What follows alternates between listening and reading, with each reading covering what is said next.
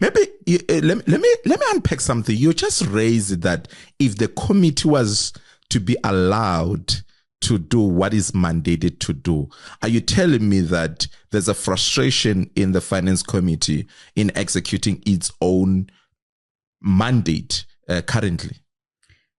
There's been quite a lot of attempts to stop the committee from not only conducting oversight, but conducting effective oversight according to its terms of reference. I mean, the Finance Committee specifically, according to its terms of reference. And that frustration comes when important information is not vanished in terms of reports. It comes when the committee is excluded from important budgeting processes. I'll give an example. We just came out now from a budgeting process for this financial year, and all stakeholders were involved in that process, except for the Finance Committee that is tasked with actually oversighting the implementation of the budget. And we also had instances where certain reports that could have prevented this whole situation that we're sitting with now with the finance minister. For example, the reports on supply chain deviations that we should, as a committee, be monitoring on a monthly basis, actually, so that we detect those deviations and identify, and also put recommendations together so that they don't repeat themselves, you know.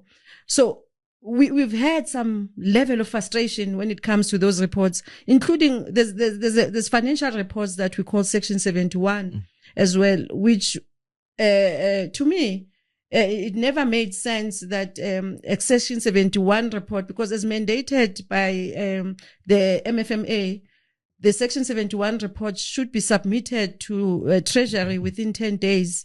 And then once it comes to Treasury, it goes directly to Council without being tabled to the Finance Committee, which to me, it was a very big gap, you know. And since I've been in the position of being a chairperson, it's something that I've been advocating, you know, clearly that, and harshly at some point, that it's really preventing the committee itself from conducting oversight, because once a Section 71 report, a supply chain report that talks to deviation, for example, it's brought before the committee, before it goes to Council, we can then input and give our input as a committee in terms of recommendations to Council, and would be able to then see changes in behavior and